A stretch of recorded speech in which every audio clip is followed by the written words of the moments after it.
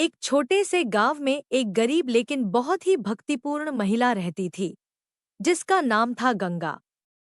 गंगा का जीवन बहुत कठिन था। उसके पास न अच्छे कपड़े थे, न खाने को भरपेट भोजन, लेकिन उसके पास एक ऐसी चीज थी जो उसे सबसे अमीर बनाती थी, भगवान के प्रति उसकी अटूट भक्ति। गंगा रोज सुबह जल्दी उठती, नदी से पानी लाती और अपने छोटे से मंदिर में दीप जलाकर भगवान की पूजा करती। उसका मंदिर बहुत साधारण था, मिट्टी की दीवारें, एक छोटी सी मूर्ति और एक दिया। लेकिन गंगा के लिए वही मंदिर उसके जीवन का सबसे बड़ा सहारा था। गांव के लोग अक्सर उसका मजाक उड़ाते थे। वे कहते, इतनी गरीबी में भी पूजा करती रहती है, इससे क्या मिलेगा? लेकिन गंगा कभी किसी की बात का बुरा नहीं मानती थी। वह मुस्कुराकर कहती, भगवान सब देख रहे हैं, वो सही समय पर सब देंगे। एक दिन गांव में भयंकर सूखा पड़ गया। खेत सूख गए, कुएं खाली हो गए और लोगों के पास खाने के लिए कुछ भी नहीं बचा। गांव वाले बहुत परेशान हो गए। सभी ने अपने अपने तरीके से भगवान को मनाने की कोशिश की, लेकिन बारिश नहीं हुई।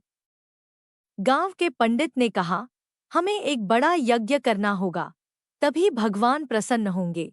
गांव के अमीर लोगों ने मिलकर यज्ञ की तैयारी शुरू कर दी। बड़े बड़े भोग, घी, लकड़ियां, सब कुछ जुटाया गया। लेकिन गंगा के पास देने के लिए कुछ भी नहीं था। फिर भी गंगा ने सोचा कि वह भी भगवान के लिए कुछ करेगी। उसने अपने घर में देखा तो बस थोड़ा सा आटा बचा था। उसने उसी आटे से 2 छोटी रोटियां बनाई और भगवान को भोग लगाने के लिए अपने मंदिर में रख दी। उसने आंखें बंद करके कहा, हे प्रभु, मेरे पास देने के लिए कुछ नहीं है, बस ये 2 रोटियां हैं। अगर मेरी भक्ति सच्ची है तो आप इसे स्वीकार कर लीजिए और हमारे गांव पर कृपा कीजिए। उधर गांव में यज्ञ शुरू हो गया। पंडित जी मंत्र पढ़ रहे थे, लोग आहुति दे रहे थे, लेकिन पास देने के लिए कुछ नहीं है, बस ये 2 रोटियां हैं। अगर मेरी भक्ति सच्ची है तो आप इसे स्वीकार कर लीजिए और हमारे गांव पर कृपा कीजिए। उधर गांव में यज्ञ शुरू हो गया। पंडित जी मंत्र पढ़ रहे थे, लोग आहुति दे रहे थे, लेकिन आसमान में बादल का नामोनिशान नहीं था। गंगा अपने मंदिर में बैठकर भगवान का नाम जप रही थी। अचानक उसे लगा जैसे कोई उसके सामने खड़ा है। उसने आंखें खोली तो देखा कि एक साधु उसके सामने खड़े हैं।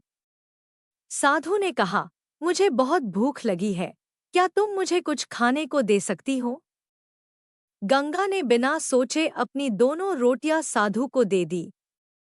साधु ने खुशी खुशी रोटियां खाईं और आशीर्वाद दिया, तुम्हारी भक्ति बहुत सच्ची है, भगवान तुम्हारी हर इच्छा पूरी करेंगे।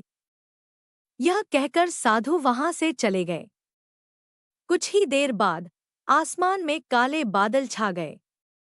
तेज हवाएं चलने लगी और फिर जोरदार बारिश शुरू हो गई। पूरा गांव खुशी से झूम उठा।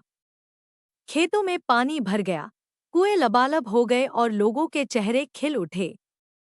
गांव के लोग हैरान थे कि इतने बड़े यज्ञ के बाद भी बारिश नहीं हुई, लेकिन इच्छा पूरी करेंगे। यह कहकर साधु वहां से चले गए। कुछ ही देर बाद आसमान में काले बादल छा गए। तेज हवाएं चलने लगी और फिर जोरदार बारिश शुरू हो गई। पूरा गांव खुशी से झूम उठा। खेतों में पानी भर गया, कुएं लबालब हो गए और लोगों के चेहरे खिल उठे। गांव के लोग हैरान थे कि इतने बड़े यज्ञ के बाद भी बारिश नहीं हुई, लेकिन अचानक कैसे हो गई? तभी किसी ने बताया कि गंगा के मंदिर में एक साधु आए थे और उसने अपनी आखिरी रोटियां उन्हें दे दी। लोगों को समझते देर नहीं लगी कि वही साधु कोई साधारण व्यक्ति नहीं, बल्कि भगवान का रूप थे। सभी गांव वाले गंगा के पास गए और उससे माफी मांगी। उन्होंने कहा, हम तुम्हारी भक्ति का मजाक उड़ाते थे, लेकिन आज हमें समझ में आया कि सच्ची पूजा क्या होती है। उन्होंने कहा, हम तुम्हारी भक्ति का मजाक उड़ाते थे, लेकिन आज हमें समझ में आया कि सच्ची पूजा क्या होती है। गंगा मुस्कुराई और बोली, भगवान को बड़े भोग या यज्ञ नहीं, बल्कि सच्चा मन और श्रद्धा चाहिए। अगर दिल से भक्ति की जाए, तो भगवान खुद आकर आपकी मदद करते हैं। वो पुकार सुनते हैं और सही समय पर हमारे